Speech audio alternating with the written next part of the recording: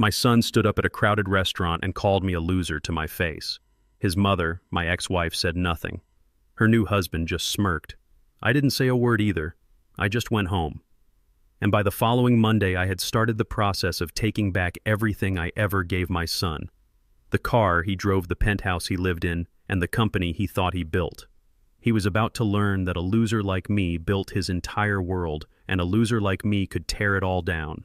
My name is Reginald Covington, and at 72 years old, I've learned that silence has many shades. There's the silence of peace, the silence of understanding, and the most dangerous silence of all, the one you use to muffle the roar inside. That night at a restaurant called the Gilded Fork, I was using the third kind. This place was Richard Lawson's territory. He was my ex-wife Brenda's new husband. Everything about it was polished and tastelessly expensive, from the crystal chandeliers that hung like glass jellyfish to the clinking of silver against porcelain. Richard chose it, of course. It was a stage, and tonight it seemed I was the main attraction. My old suit, a Hart Schaffner Marx I'd owned for 20 years, was perfectly tailored and immaculate, but it felt out of place in this sea of silk and cashmere. It was a suit of quality, not of flash. And in my son Andre's world, there was no room for anything that didn't flash.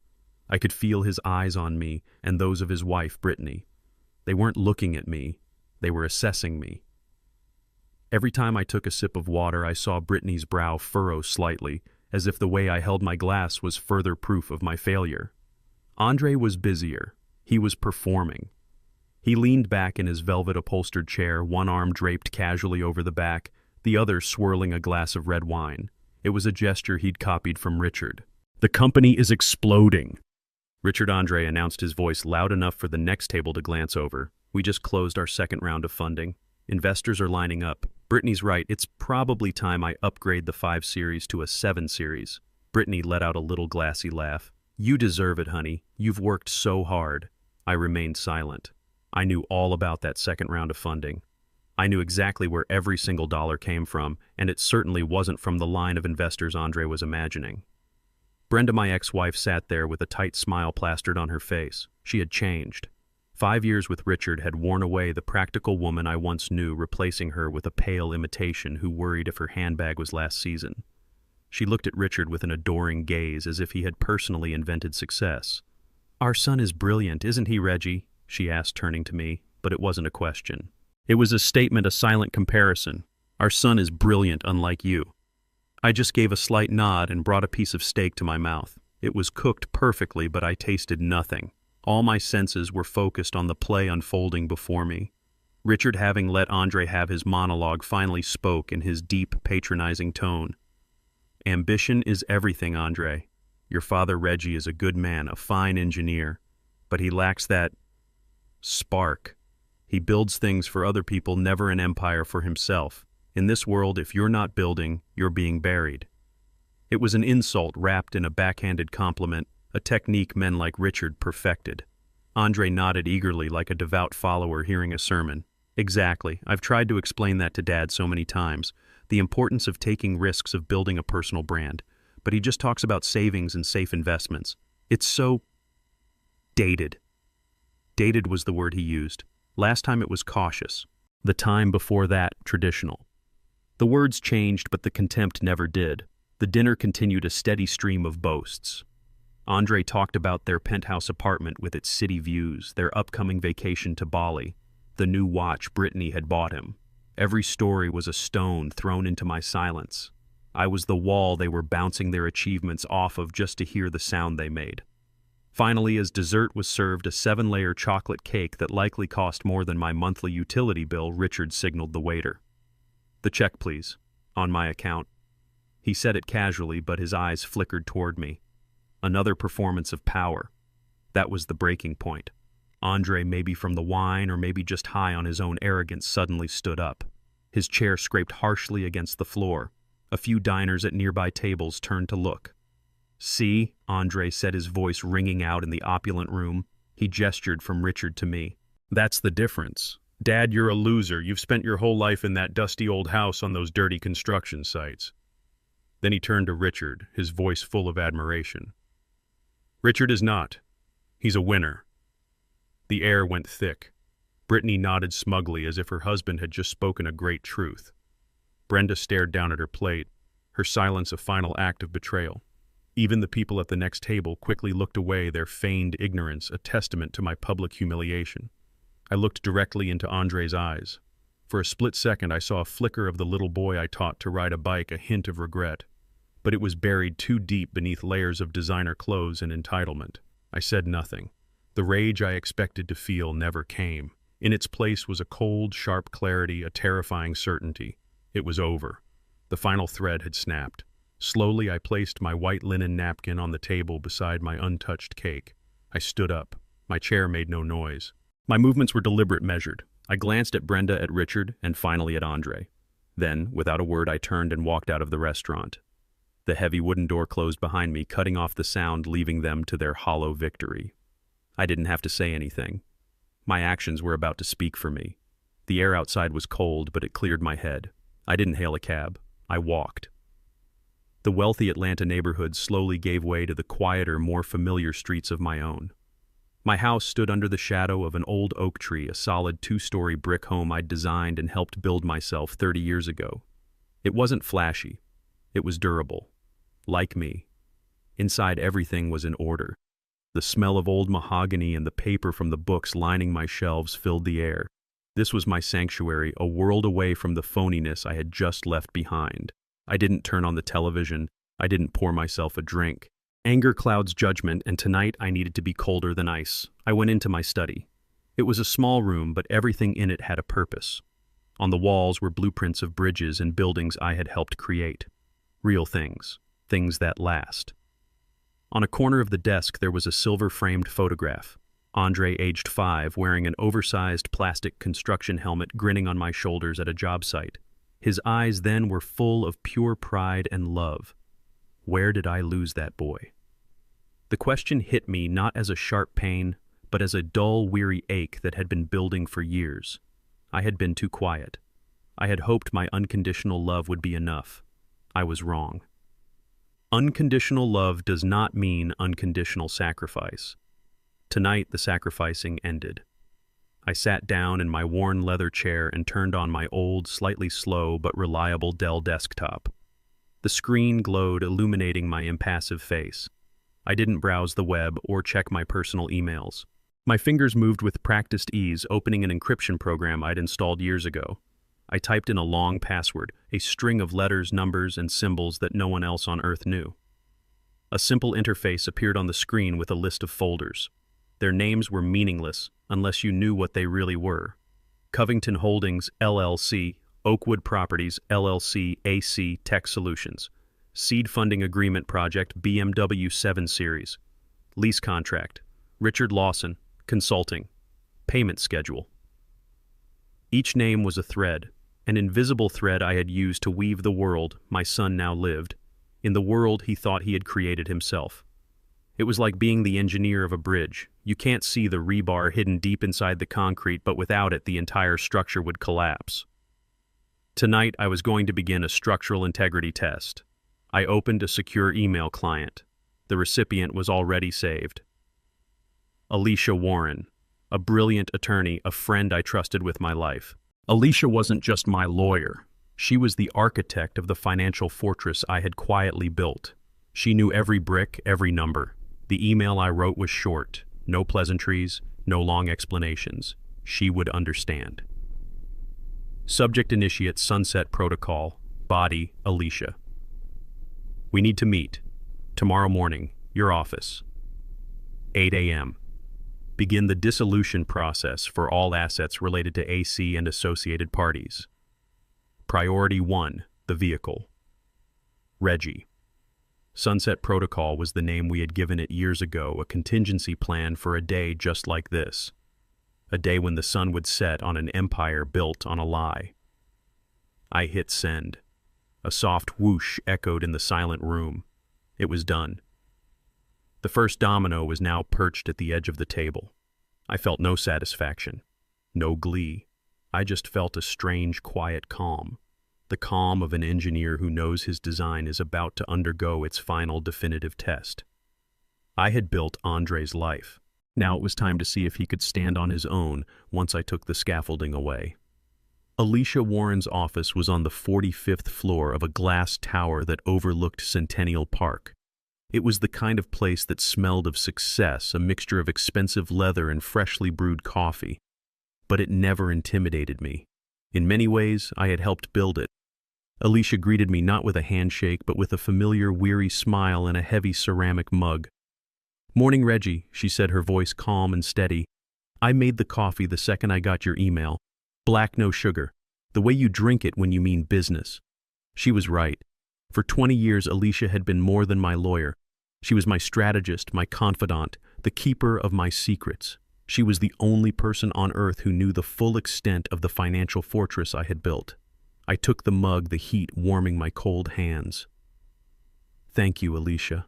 She gestured to one of the plush leather chairs opposite her enormous oak desk. She didn't sit behind it in her seat of power. She sat in the chair next to mine, making us equals. "I'll be honest, Reggie," she said, her sharp eyes studying my face. When I saw the subject line, Sunset Protocol, my heart sank. I always hoped it was a plan we'd never have to use. I hoped he'd figure it out. I took a slow sip of the dark, bitter coffee. It tasted like resolve. I looked out the window at the sprawling city below, a city I had helped shape with steel and concrete. So did I. "Alicia," I replied, my voice low and even. "But the sun has officially set. It's time to turn off the lights." Alicia nodded slowly, her expression turning from concern to the focused, sharp look of a master chess player seeing the board clearly. "All right, Reggie, walk me through it. I know the legal structures we built, but I need to hear the human part." What was the final straw? I stared into my coffee mug, seeing the reflection of the man my son had called a loser. He said the word Alicia. He said it out loud in public. He called me a loser and called Richard, Brenda's new husband, a winner. And Brenda just sat there and let him. I looked up from the mug and met her eyes. He believes it. He honestly believes the world he lives in is one he created. Today we begin the process of showing him the truth of the foundations he's standing on. Alicia leaned forward, all business now. "Let's review the assets. Let's start with the heart of his so-called empire, AC Tech Solutions." I let out a long, slow breath. Andre always had ambition. I began, my voice a low rumble. I'll give him that. He had big ideas, big dreams. He wanted to be the next Steve Jobs, the next tech mogul from Atlanta. But he had no discipline, no patience, and no money. He came to me about 6 years ago with a half-baked proposal for a software company. It was full of buzzwords and projections that had no basis in reality. I knew if I gave him the money directly, he'd burn through it in a year and learn nothing. I paused, remembering the hopeful, greedy look in his eyes that day. He didn't want a father's guidance. He wanted a bank. So I decided to give him one, just not in the way he expected. I told him I couldn't help that my money was tied up in safe, boring retirement funds. He was so disappointed. He called me old-fashioned. Alicia picked up the narrative, her legal mind filling in the details. And that's when you came to me. We set up the silent trust funded with $2 million based in Delaware for maximum anonymity. Then we created a shell venture capital firm, Innovate Future Group, based out of California. We hired a front man, a retired professor, to be the face of it. As far as Andre knows, he was discovered by a group of forward-thinking West Coast investors who saw his genius. I nodded. He was so proud. He flew to San Francisco, pitched his idea, and walked out with a check. He never once questioned why it was so easy. He thought it was his destiny. He never stopped to wonder who truly owned Innovate Future Group. And the ownership structure of AC Tech Solutions reflects that Alicia continued pulling up a file on her tablet. 60% of the shares are held by Innovate Future Group, which is wholly owned by your anonymous trust. 20% are held by Andre as CEO, and the other 20% are reserved for future employees. You have complete controlling interest, Reggie. He isn't the owner of that company. He is its highest paid employee, and his board of directors is for all intents and purposes you. Next, we move to the symbols of his success. The car, I said the words tasting like ash, the BMW 7 Series. He had to have it. He said it was essential for projecting success to clients and investors. My boy, who used to be happy with a well-maintained Ford, was now convinced the German engineering of his car was a reflection of his own worth. Another easy one, Alicia said, swiping on her screen. He tried to get a lease in his own name, but his personal credit was too thin, so he had the company lease it for him. Or so he thinks. Explain, I said, though I knew the answer perfectly. The lease isn't with AC Tech Solutions, she clarified.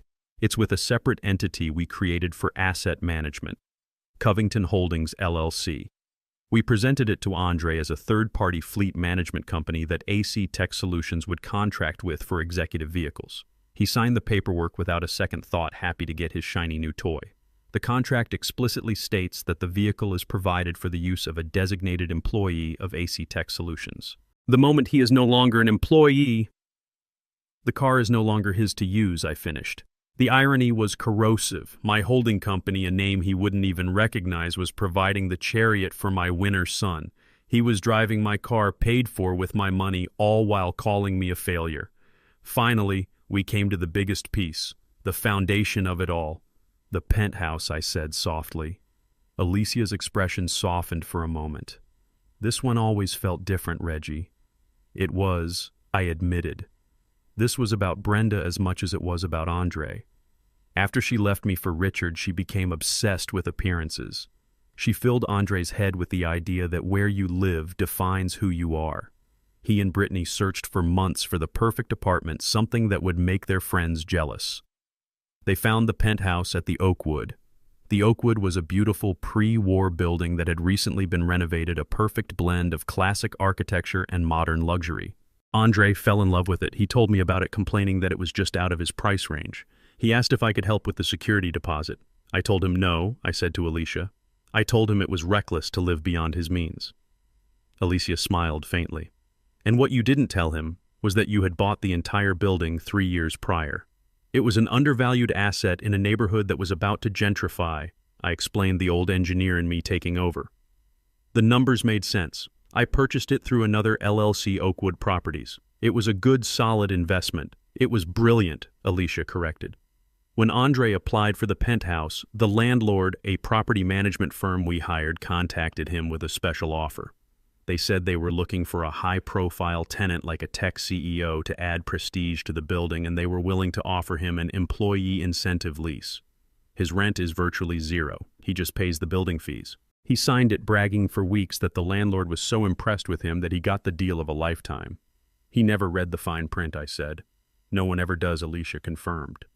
The fine print, of course, states that the incentive lease is contingent on his continued employment with AC Tech Solutions. It also states that the property management firm can terminate the lease with 72 hours notice for any breach of contract, and the contract defines a breach as anything that might bring the building's name into disrepute. So there it was, the whole house of cards laid out on Alicia's expensive oak desk. His company, his car, his home. Every pillar of his life was a carefully constructed illusion, designed, funded, and owned by the father he called a loser. He wasn't a self-made man. He was a trust fund baby who had never been told the truth. He has nothing, Alicia, I said, the weight of the words settling in the room. Everything he thinks is his is actually mine. Alicia leaned back, her work done for the moment. So, Reggie, what is your first move? According to the protocol, the first step is always symbolic.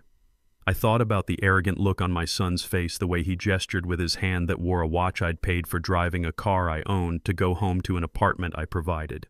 The car, I said without hesitation. We start with the car. A winner shouldn't have to ride the bus. Alicia made a note on her tablet, her fingers flying across the screen. The car it is, she confirmed, her voice now devoid of any emotion except professional focus. A tow truck can be dispatched to his residence by 9 a.m. Monday morning, citing the termination of the corporate lease agreement. It will be swift and entirely legal. But what's the larger strategy, Reggie? What's the timeline? Do we hit him with everything at once? The car, the corporate accounts, the eviction notice? We can have it all done by noon on Monday if you want. A full-scale blitz.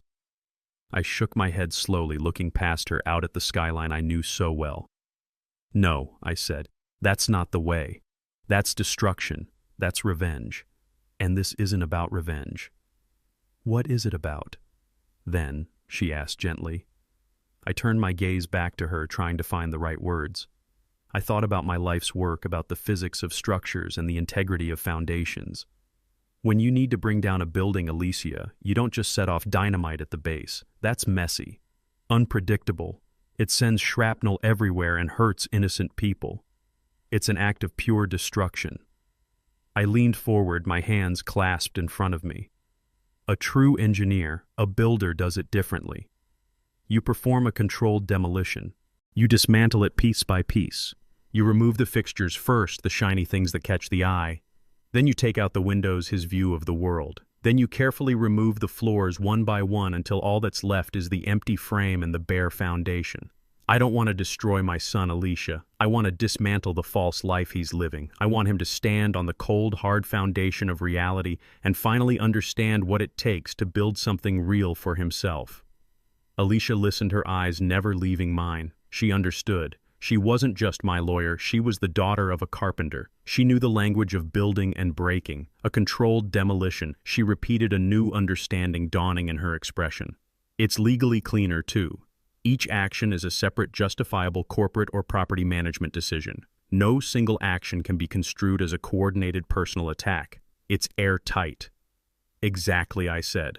So we start with the car on Monday. The symbol of his status, we give him a day to feel that loss, to feel the inconvenience. Then on Tuesday, you freeze the corporate accounts. You cut off his power. Let him feel what it's like when the well runs dry. And Richard Lawson's consulting payments along with it. Let the winner feel the pinch, too. I took a deep breath before delivering the final instruction. Then on Wednesday, when he's confused and powerless, you deliver the eviction notice. You take away his security, one piece at a time. Let him feel each wall come down. Let him understand the value of each thing as he loses it. A heavy silence settled in the room. This wasn't a plan born of anger. It was a curriculum, a harsh, painful curriculum. Alicia simply nodded. I understand the lesson plan, Reggie. I'll prepare the necessary documents immediately. I stood up, my old bones aching with a weariness that had nothing to do with age. I had made the decision. Now I just had to live with it. Thank you, Alicia. I walked to the door, then paused with my hand on the handle. Let it begin, I said, my voice barely a whisper. Let the lesson commence.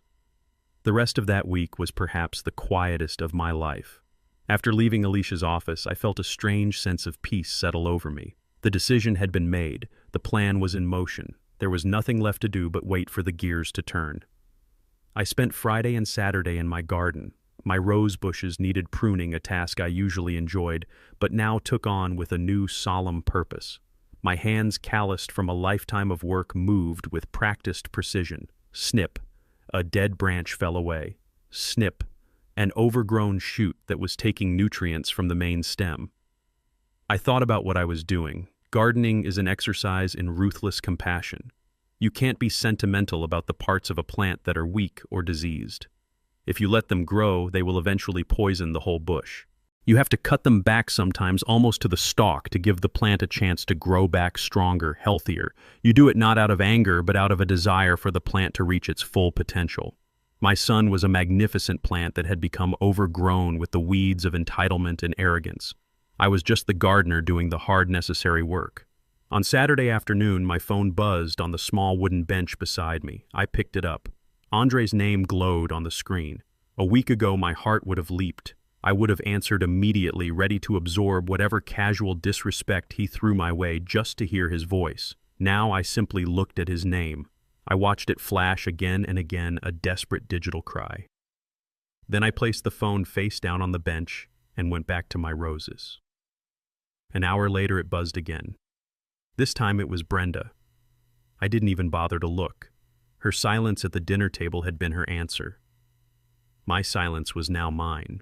That evening I sat in my worn leather armchair, a place I had spent countless hours reading. I wasn't reading a thriller or a mystery. I was rereading a biography of Ulysses S. Grant, not the general but the president, a man who was quiet, underestimated, and constantly battling the corruption of those around him. I came across a passage about his steadfastness, his ability to absorb blows and criticism without flinching all while focusing on the larger strategic goal. He wasn't flashy. He was solid. He dealt not in opinions, but in outcomes.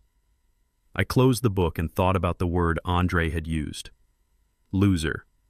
He saw my quiet life, my modest home, my old car, and he saw a man who had lost at the game of life. He never saw the foundations. He never understood that the loudest person in the room is often the weakest. Brenda and Richard were playing a game of checkers, making loud, obvious moves. They never realized I was playing chess, quietly positioning my pieces for a checkmate that was decided 10 moves ago. Sunday was even quieter. I attended church, the same one I'd been going to for 40 years. I listened to the sermon on accountability and consequence. I felt a sense of clarity, not guilt. I was holding my son accountable. I was delivering the consequences he had earned.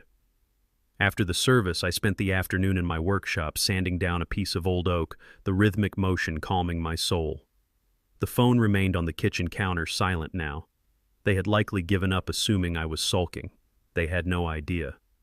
As dusk fell, I sat on my back porch watching the sun dip below the horizon, painting the Atlanta sky in shades of orange and purple. The air grew cool. The weekend was over. My final quiet weekend before the storm.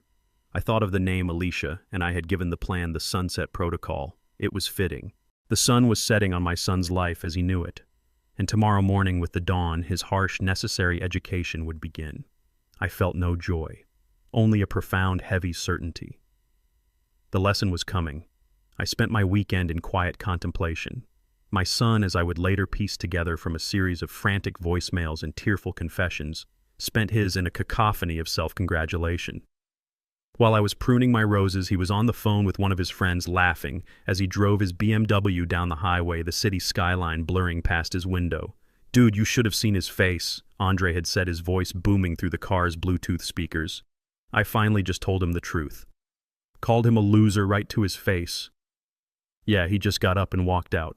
Total drama queen. What's he gonna do? You know, he'll get over it. He always does. He'll call in a week acting like nothing happened. He saw my lifetime of patience not as a gift, but as a weakness. He saw my silence not as a warning, but as surrender. That evening, while I was reading about President Grant, Andre and Brittany were in their penthouse scrolling through a website for luxury watches on Brittany's tablet. She had pointed to a gold one with a diamond bezel. "Should I get it, babe?" she'd asked. "It's a little extravagant." Andre, I was told, had scoffed. "Of course you should. We deserve it. Especially after the way my dad acted at dinner. Honestly, I think we need to treat ourselves after that embarrassment." In his mind, he was the victim. My quiet departure was an act of aggression against him, a social faux pas that required retail therapy to overcome. He had no capacity to see his own cruelty. His world was a mirror, and all it showed was his own reflection. He had even called Richard, seeking praise for his brave performance. Richard, ever the opportunist, had supplied it in abundance. "You did the right thing, Andre," the man had said, his voice smooth as oil. "Sometimes you have to set firm boundaries with people from a different generation. People who don't understand the mindset of a winner." "Thanks, Richard." Andre had replied, his voice full of a warmth he hadn't used with me in years. "It's just good to finally have a real role model to look up to." A real role model. A man whose entire consulting business consisted of a single inflated contract with a company I owned. The irony was a bitter pill.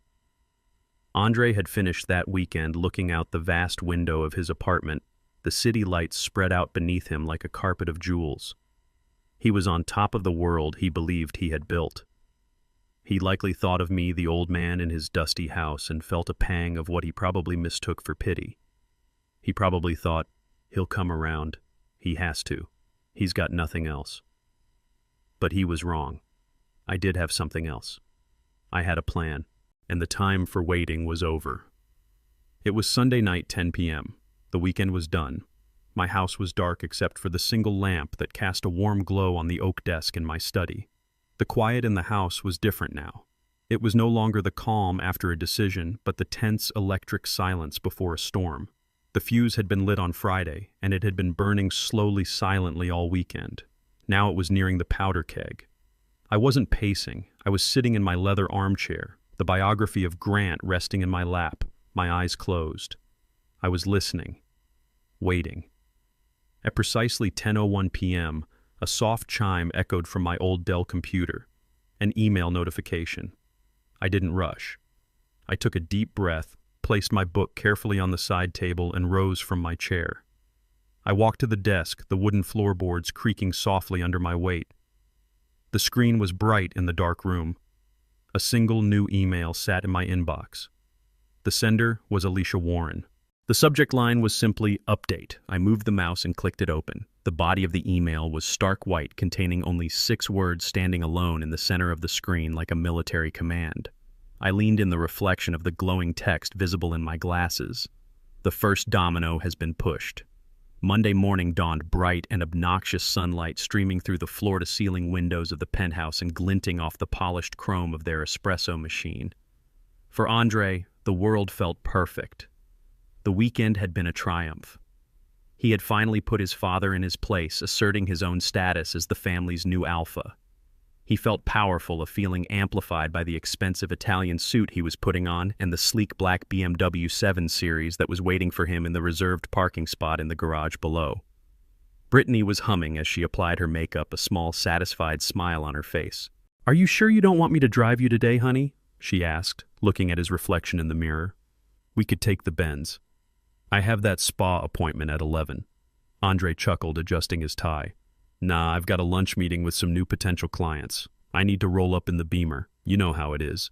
Image is everything."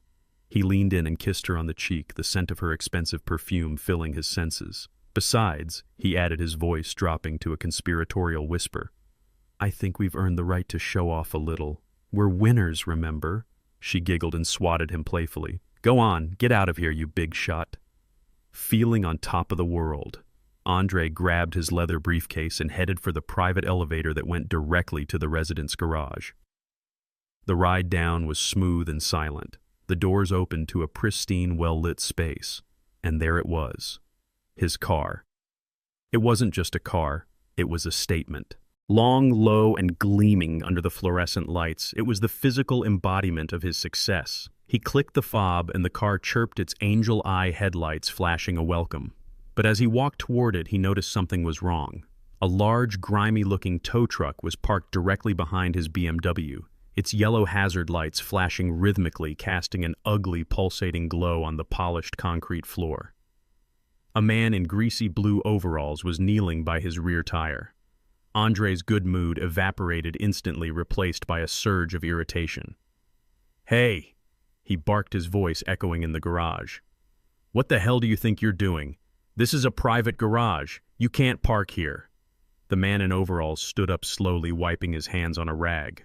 He was big, with a weathered face and a completely neutral expression. He didn't look impressed. He didn't look intimidated. He just looked tired. "You Andre Covington?"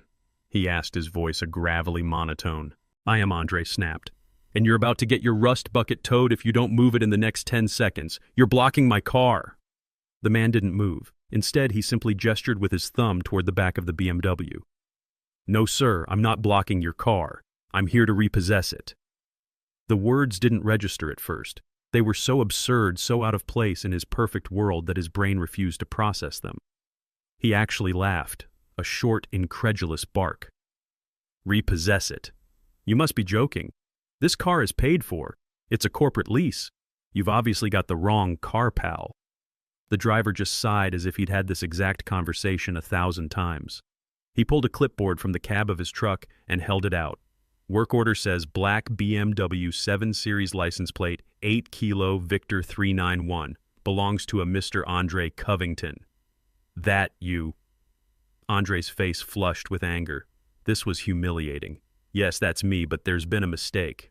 A stupid mistake. Who sent you AC Tech Solutions? Because I own that company, and I can assure you we haven't missed a payment." The driver pointed a greasy finger to a line on the work order.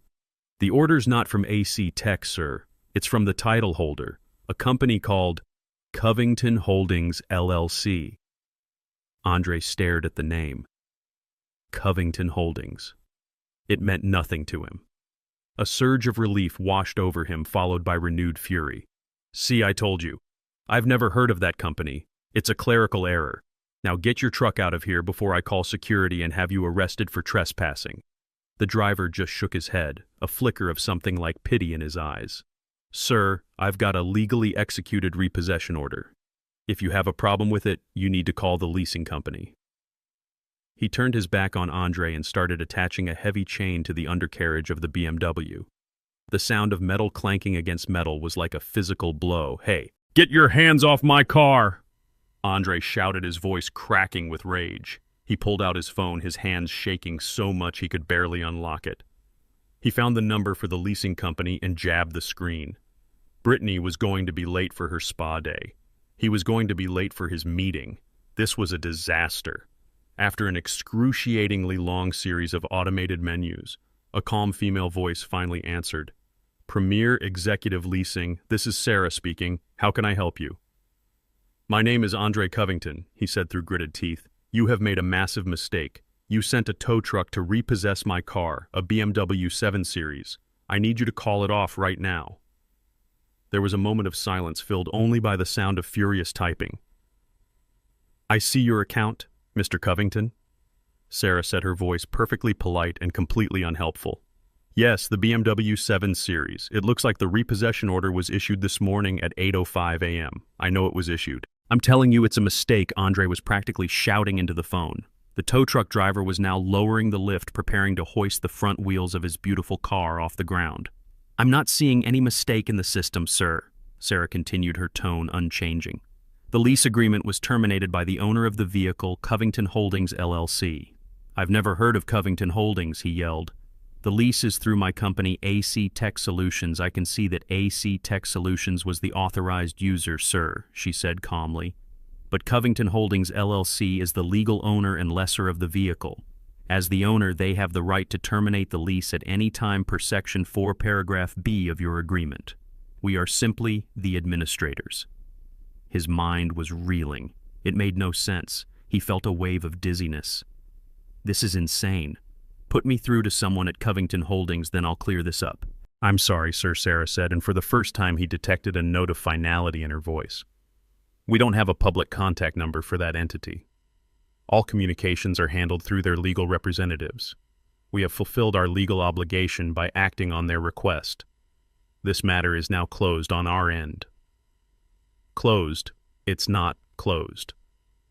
The front wheels of the BMW were now off the ground. The car, his symbol of power and success, was hanging there, helpless and pathetic. Is there anything else I can help you with today, Mr. Covington? Sarah asked, as if she were asking if he wanted fries with his order. He was speechless. The injustice of it all choked him. He heard a click, and the line went dead. She had hung up on him. He looked up from his phone, his face a mask of disbelief and impotent rage. The tow truck driver was in his cab, starting the engine. The powerful diesel engine roared to life, drowning out all other sound. Andre was left standing there in his $1,000 suit and his shiny Italian shoes, utterly powerless. He watched as the truck slowly, carefully pulled his car out of the parking spot. He watched it being dragged backwards up the ramp, its rear wheels scraping meekly against the concrete. He watched as the symbol of his entire identity was hauled out of his private garage and into the harsh light of day, disappearing from his life forever. The yellow lights flashed one last time before the truck turned the corner, and then there was only silence. He was left alone in the garage with an empty parking space and the faint smell of diesel fumes. The first pillar of his world had just been violently ripped away. If the loss of his car on Monday was the first tremor, the main earthquake was scheduled for Tuesday morning. The second domino was not about status. It was about power. It was about money. I spent my morning peacefully reading a book on my porch, but I knew that across town, my son's world was being systematically dismantled, starting with the most public of humiliations. Andre arrived at the gleaming glass tower that housed his office nearly an hour late. He was flustered and furious, having been forced to take a $100 Uber across town during rush hour. He was determined to project an air of calm control to show his employees that nothing was wrong. His first stop was the artisan coffee shop in the lobby of his building, a place where he was a well-known regular. He always made a show of it, buying coffee and pastries for his executive team, a king dispensing favors to his court. He strode to the counter, cutting in front of the line with a dismissive wave. "Morning, Chloe," he said to the young barista. "The usual for the team, 6 large lattes, 4 cappuccinos, and a box of your best pastries. Put it on the AC Tech account." He handed her the sleek black corporate credit card. It was a card with no spending limit, a symbol of his absolute authority. The barista smiled and ran the card. A moment later, her smile faltered. An awkward beep echoed from the machine. "I'm sorry, Mr. Covington," she said, her voice a little too loud in the suddenly quiet cafe. "It's been declined." Andre stared at her as if she'd spoken in a foreign language. "What? That's impossible. Run it again. Your machine is probably acting up." She ran it again. The same beep, the same apologetic look. "Declined," she repeated. People in the line behind him were starting to stare, their morning routines interrupted by this small, delicious drama. He could feel their eyes on him. He, Andre Covington, the tech wonderkind, couldn't buy a round of coffee. His face turned a deep, blotchy red. "This is ridiculous," he hissed, snatching the card back. "There must be an issue with the bank's network." He fumbled for his personal wallet, a desperate attempt to save face. He pulled out a handful of cash, all he had on him, and slammed it on the counter. "Here, keep the change." He turned on his heel and stormed out of the coffee shop, leaving the box of pastries and the tray of unmade coffees behind. He didn't want them anymore. The gesture of generosity had become a badge of shame. He rode the elevator up to his office on the 30th floor, his jaw clenched so tight it ached. His office was a corner suite with glass walls, a fishbowl for the whole company to see their leader at work. He sat down heavily in his ergonomic chair, the anger giving way to a cold knot of anxiety in his stomach. He needed to fix this. Now. He opened his laptop and navigated to the company's internal financial portal. This was his dashboard, his control panel. From here he could see everything: cash flow, payroll, expenditures. He typed in his username and password. A red line of text appeared on the screen: "Access denied." He blinked. He must have mistyped. He entered his credentials again slowly this time, making sure each keystroke was perfect. "Access denied." A cold sweat broke out on his forehead. This wasn't a glitch. This was a lockout. He, the CEO, the founder, was being barred from his own company's finances. He frantically clicked on the "Forgot Password" link, but the system returned another error: user profile not found. Please contact your system administrator. He was the system administrator. Panic, cold and sharp, began to rise in his chest. His breathing became shallow. He was trapped on the outside of his own creation. Just then, a notification popped up in the corner of his screen. A new email. The sender was an address he didn't recognize: Director at AC Tech Solutions. The subject was "Urgent Notice of Financial Restructuring." With a trembling hand, he clicked it open. The email was a masterpiece of cold corporate jargon. It was impersonal, emotionless, and utterly terrifying. To whom it may concern, it began. Please be advised that as of 9:00 a.m. Eastern Standard Time, the majority shareholders of AC Tech Solutions have initiated a comprehensive corporate restructuring.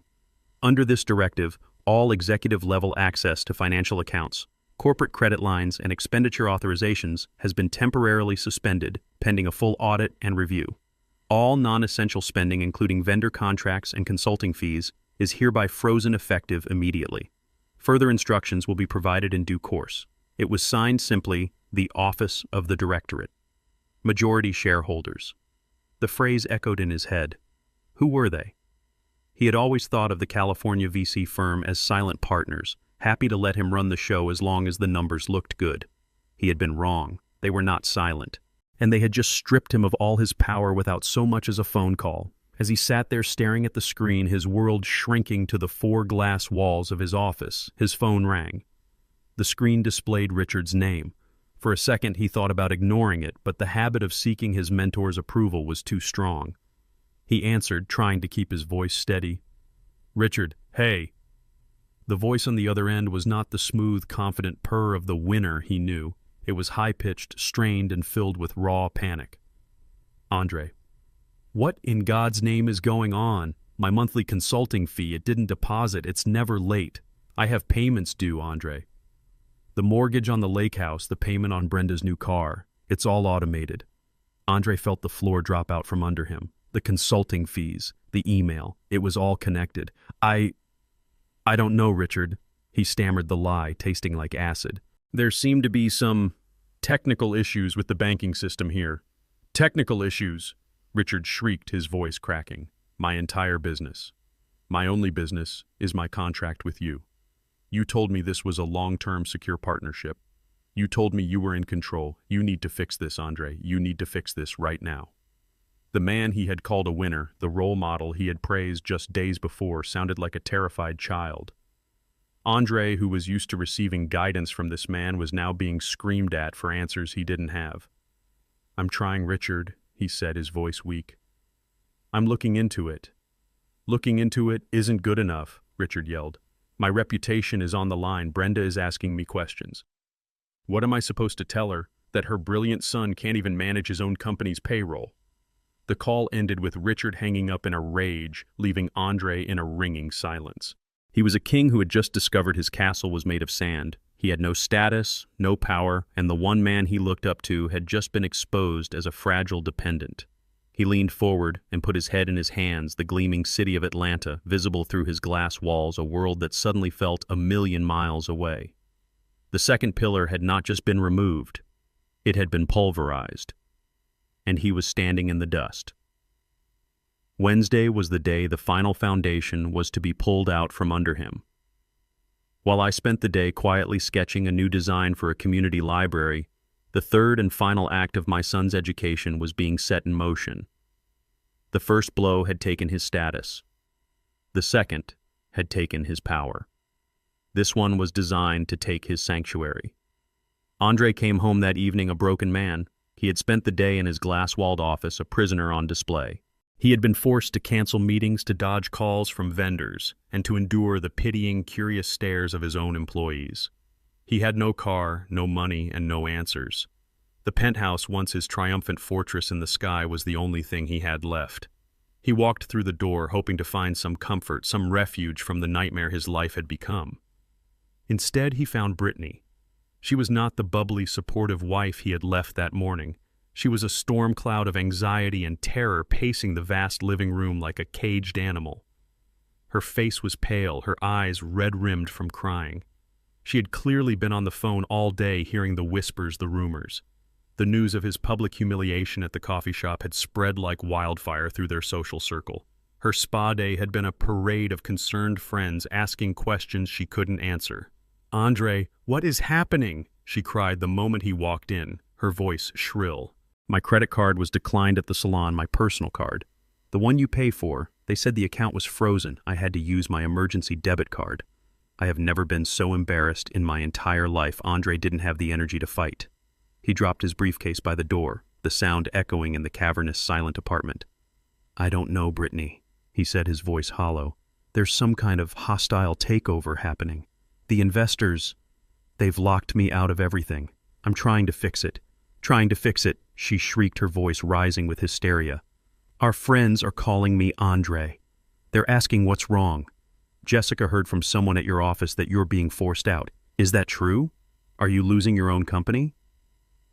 Before he could answer, there was a sharp, authoritative knock on the door. It wasn't the gentle tap of a neighbor or the buzz of a delivery. It was a sound that demanded to be answered. Brittany froze her eyes wide with fear. Andre, his heart pounding, walked to the door and looked through the peephole. A man stood there in a crisp gray suit. He didn't recognize him. He looked like a lawyer or a banker. He looked like bad news. Reluctantly, Andre opened the door. "Good evening," the man said, his voice polite but devoid of warmth. "Are you Andre Covington?" "Yes," Andre said, his own voice sounding weak in his ears. "Who are you?" "My name is Mr. Harrison. I'm the new senior property manager for the Oakwood." The man offered no handshake. He held a large manila envelope in his hand. "The new property manager?" Andre asked, confused. "What happened to Frank?" "Mr. Albright is no longer with the property management firm," Harrison said smoothly. "There has been a change in ownership. May I come in for a moment?" He didn't wait for an answer, stepping past Andre into the marble entryway as if he owned the place. And in a way he did. Brittany stood by the window, wrapping her arms around herself, watching the scene unfold with a look of pure dread. Mr. Harrison's eyes swept across the apartment, taking in the designer furniture, the expensive art, the sweeping views of the city. He seemed completely unimpressed. "This is a lovely apartment, Mr. Covington," he said, his tone suggesting the exact opposite. "A premium unit, which is why it's so unfortunate that we have to discuss the matter of your tenancy." He opened the manila envelope and pulled out a sheaf of papers. "I am here to serve you with this," he said, holding out the document. "It is a formal notice of lease termination." Andre stared at the paper, then at the man's impassive face. He felt a strange floating sensation, as if this were happening to someone else. Lease termination. What are you talking about? Our lease is paid up for the year. We have a special arrangement. Ah, yes. The employee incentive lease. Mr. Harrison said, a slight condescending smile touching his lips. I have a copy of it right here. A very generous arrangement indeed. A $0 monthly rent for a high-value executive tenant. However, the lease is quite specific.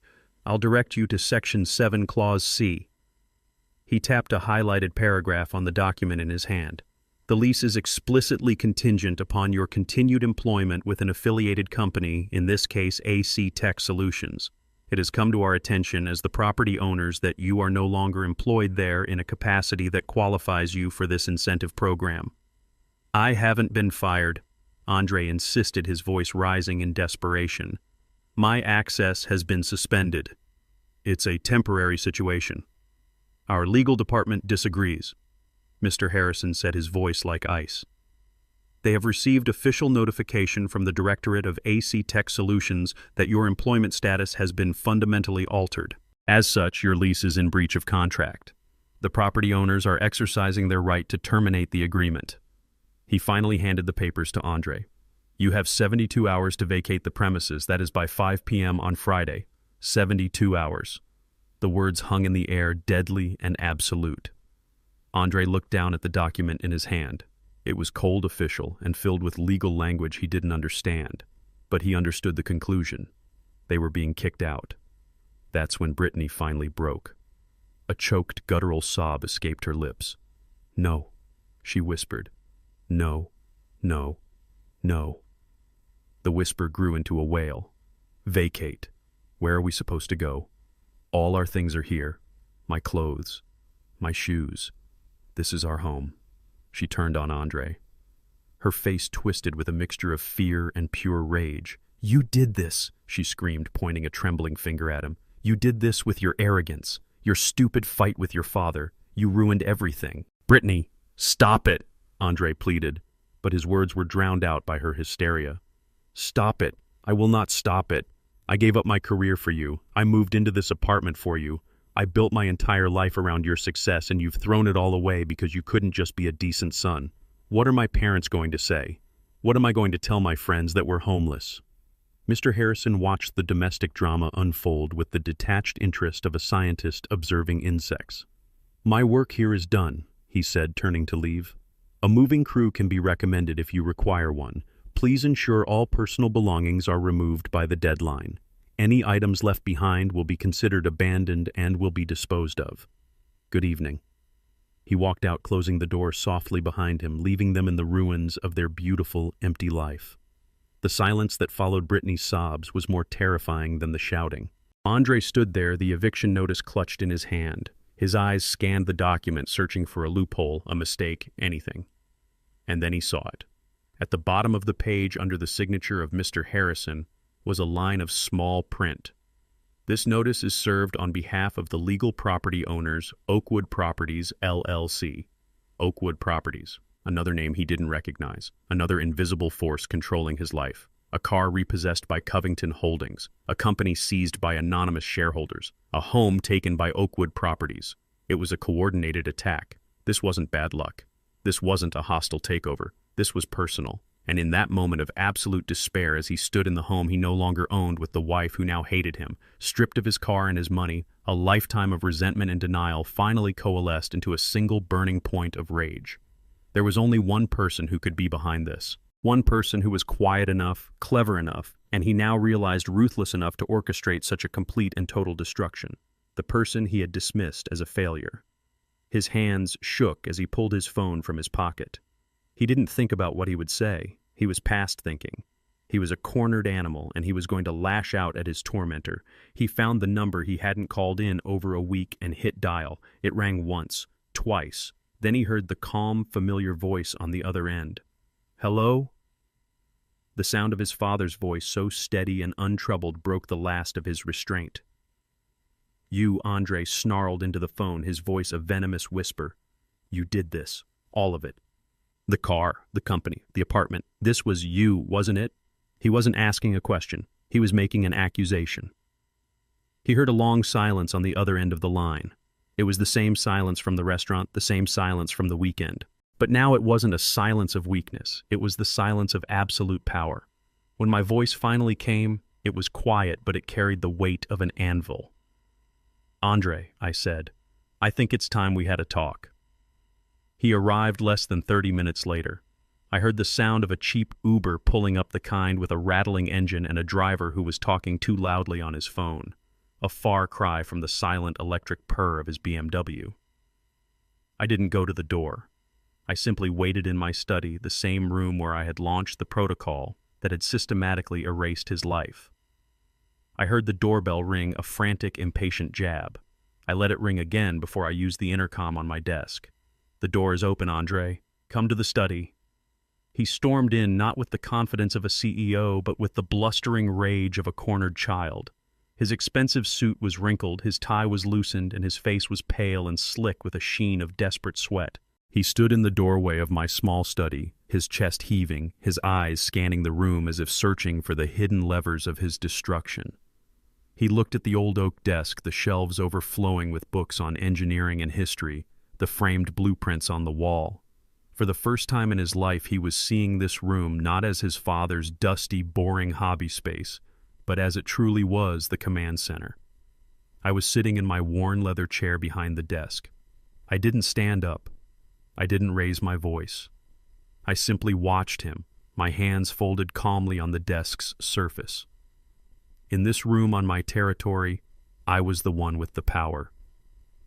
The silence stretched thick and heavy. I let it hang in the air, forcing him to be the one to break it. "How could you?" he finally burst out, his voice a ragged mess of anger and disbelief. "How could you do this to me, to your own son, to your family? You've destroyed everything, everything I've ever worked for. The phrase was so absurd, so completely detached from reality that I almost laughed. But this was not a time for laughter. This was a time for cold, hard lessons. I looked at the man standing before me, this man-child who had built his entire identity on a foundation of my money and his own lies. He wasn't a supplicant, not yet. He was still too proud, too angry. He hadn't come here to apologize. He had come here to demand that I fix the world he had broken. I let his words echo and die in the quiet room. I didn't respond to his accusations. I didn't engage with his drama.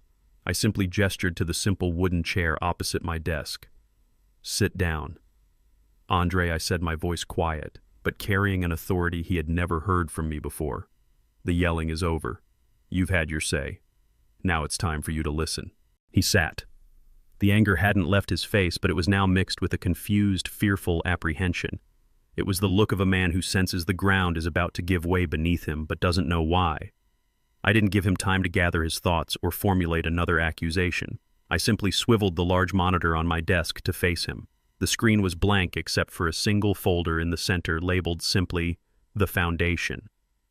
"You said you worked for everything you have." I began, my voice as calm and steady as a surveyor's hand.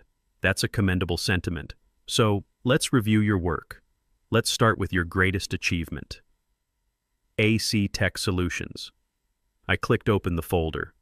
A series of legal documents appeared neatly organized.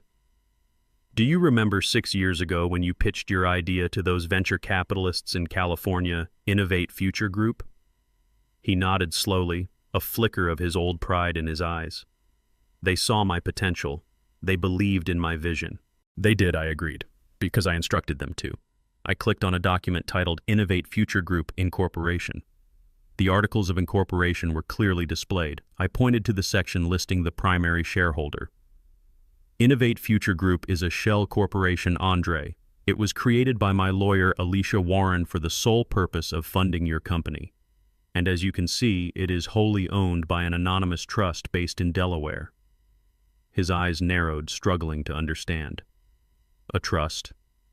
What trust?" I opened the next file, Covington Family Trust Declaration. My name was listed as the sole grantor and trustee. His name was listed as a potential beneficiary, but with no controlling rights. "This trust," I said quietly. "My trust. I didn't want to just give you the money. I wanted you to feel like you had earned it. So I created a stage for you with actors and props, but you seem to have mistaken the stage for reality. I then opened the final document in that section, the AC Tech Solutions shareholder agreement. My finger traced the line item showing Innovate Future Group's 60% controlling stake. "You don't own your company, Andre," I said, my voice cutting through the silence like a scalpel.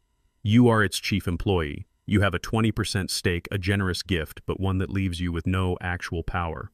The majority shareholders, the board of directors you've never met, that's me. You're not building a company, Andre. You're playing in a sandbox I built for you." He was shaking his head, a gesture of pure denial. No, that's not possible. I built it." I didn't argue. I simply moved on to the next exhibit. "Let's talk about your car. Or rather, my car." I closed the company folder and opened a new one labeled Assets. The lease agreement for the BMW 7 Series filled the screen. "You told me you needed it to project success. A noble goal. But your personal credit wasn't strong enough, was it? So the company leased it for you. It was a corporate expense," he said weakly, grasping at straws. "Not exactly," I corrected him.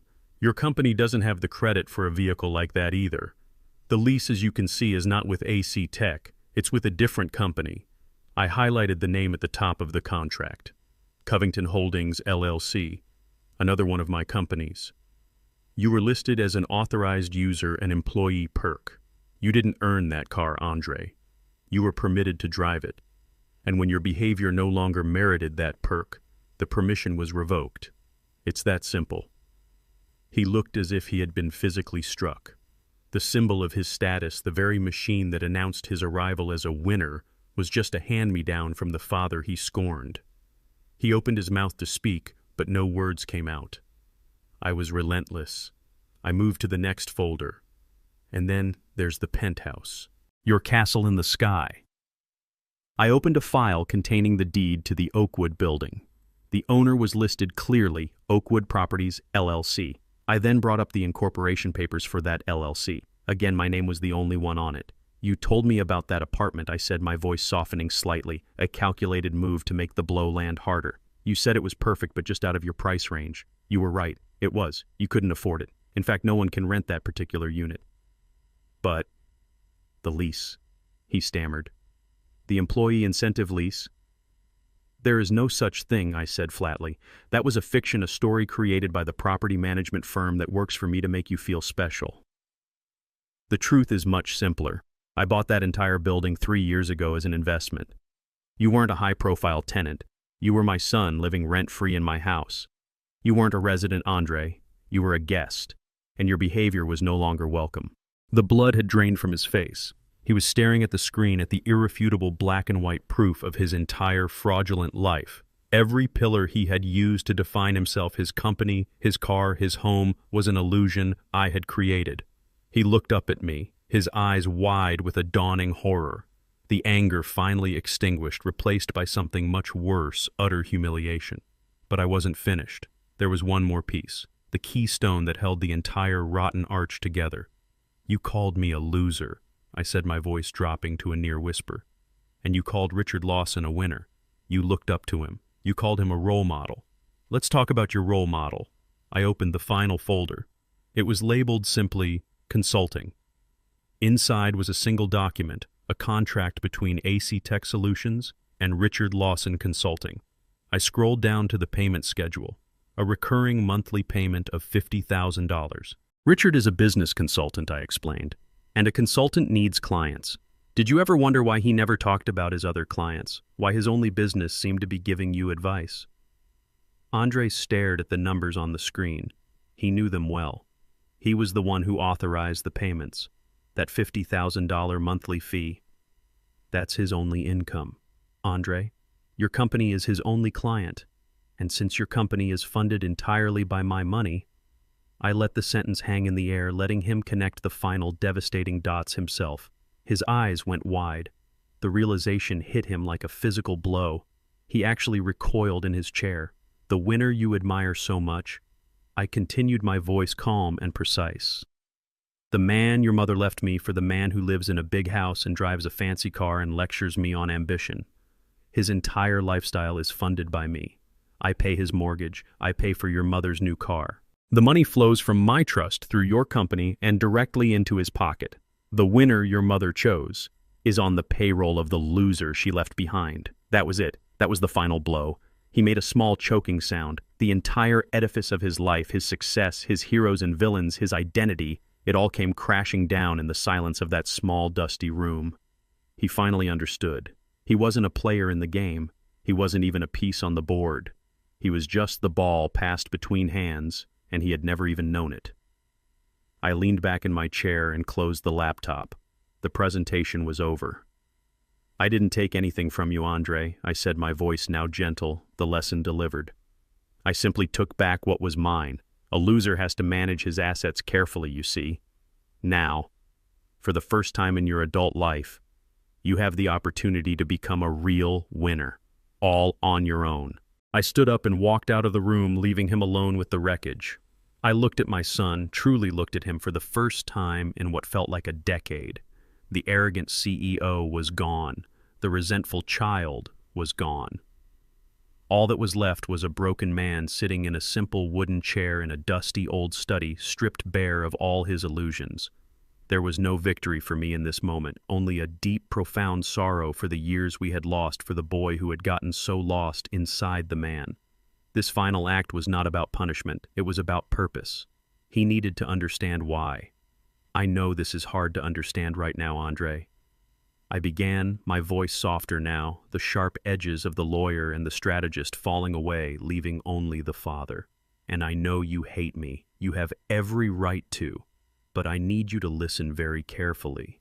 This was never about destroying you. It was about destroying the lie you were living in.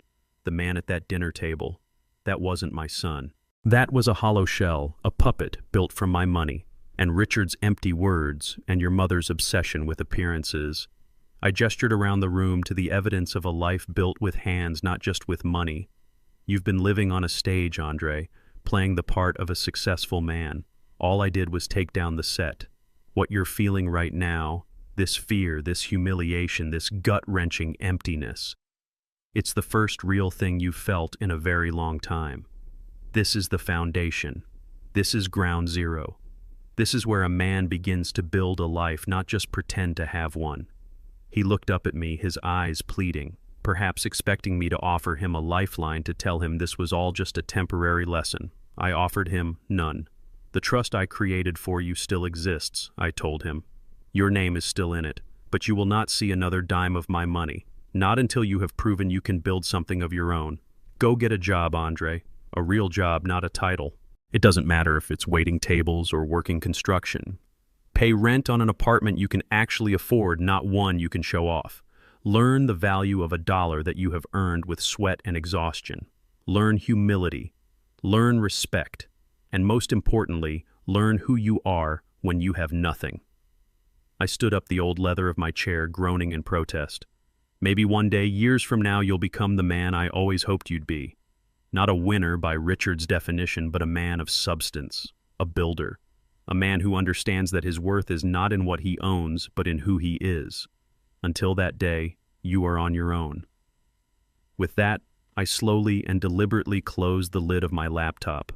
The soft click echoed in the silent room. It was the sound of a door closing, a chapter ending. The presentation was over. The lesson had been delivered. I turned and walked out of the study, leaving my son alone with the truth. I didn't look back. There was nothing more to say. I left Andre in the study, a ghost haunting the ruins of his own life. I didn't know where he went after that. I didn't ask. My part in that chapter of his life was over. The lesson had been delivered.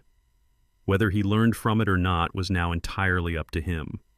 The days that followed were the quietest I had known in 30 years.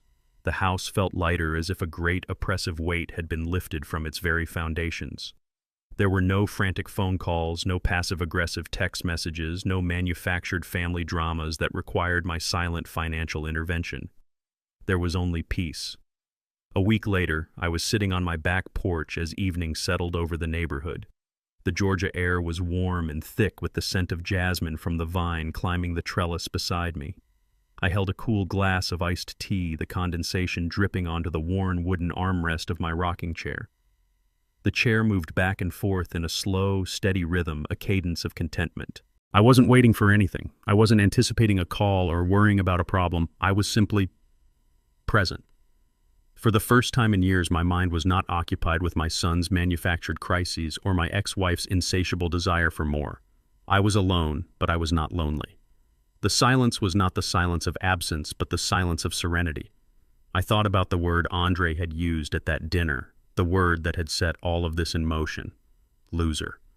For years, I had allowed that unspoken accusation to define the terms of my existence.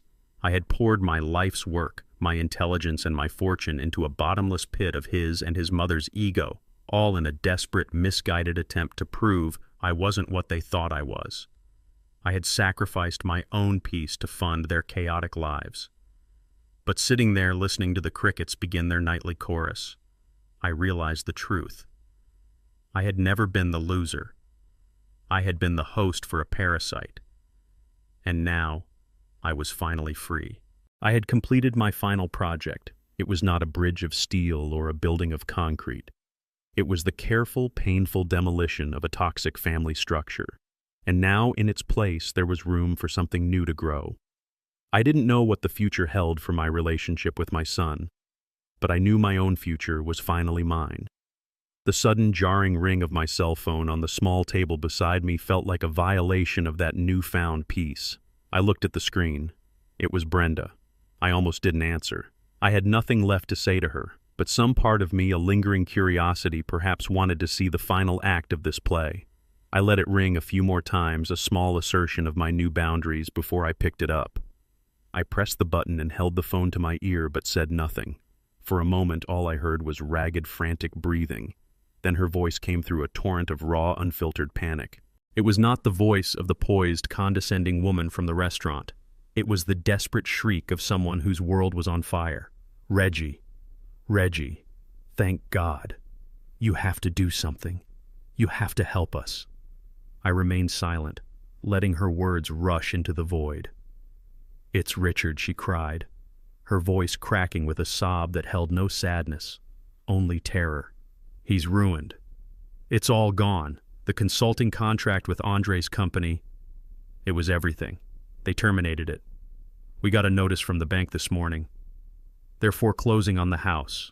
The lake house, Reggie. They're taking our house. I listened. My expression unchanged. I took a slow sip of my iced tea. And the car, my Mercedes. Richard leased it and the payments were tied to his business account. They're going to take it back. I have nothing. Reggie, do you hear me? Nothing. I went to the country club today and my membership was suspended. I can't live like this. This is not my life. Her voice rose to a hysterical pitch. This is your fault, all of it. This is because of what you did. You were jealous of Richard, jealous of Andre's success, so you decided to destroy all of us. How could you be so cruel after everything we had, after all our years together? I am the mother of your son. It was a stunning performance. In her version of reality, she was the victim. Richard was the victim. Their extravagant, debt-fueled lifestyle was something they were entitled to, and I was the villain for turning off the faucet that had supplied it all. There was no apology for what had been said at the dinner. There was no concern for Andre's well-being. There was only a desperate, selfish demand that I put her world back together. She hadn't changed. She never would. And in that moment, I felt the last lingering chain of obligation to her turn to dust and blow away in the evening breeze. She was still ranting, her words blurring into a meaningless stream of accusations and pleas. You have to fix this, Reggie. You have to call those people the ones who own Andre's company. You have to tell them to reinstate the contract. You have the money. You always have the money. You owe us that much. You owe me. I let her finally run out of steam. The silence that followed was heavy with her expectant, desperate breathing. She was waiting for me to give in, to do what I had always done, quietly clean up the mess. I let the silence stretch long and uncomfortable. I listened to the crickets. I watched a firefly blink in the growing darkness. I savored the feeling of my own unshakable peace. When I finally spoke, my voice was quiet, calm, and utterly final. It held no anger, no satisfaction, no emotion at all. It was simply a statement of a new and permanent truth. Brenda, I said, that is no longer my problem.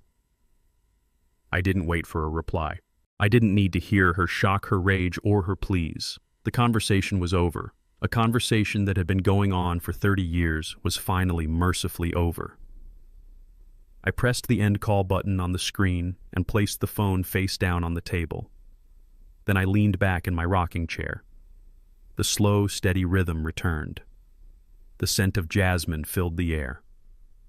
The stars were beginning to appear in the deep purple sky, distant and beautiful and indifferent.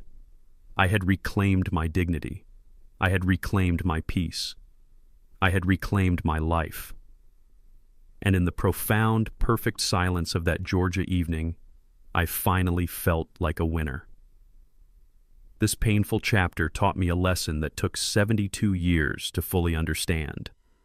For too long, I had confused financial support with fatherly love, and in doing so, I allowed my patience to be seen as weakness. I thought that by providing a safety net, I was helping my son, but I was only enabling a boy to live in a man's world without any of the responsibility. I have learned that true strength is not found in endless giving, but in the courage to set firm boundaries. And sometimes the most profound act of love is to take everything away, forcing someone to stand on the cold, hard foundation of reality so they can finally learn to build a life for themselves. I'm truly curious to hear your thoughts, so tell me in the comments, what would you have done in my place?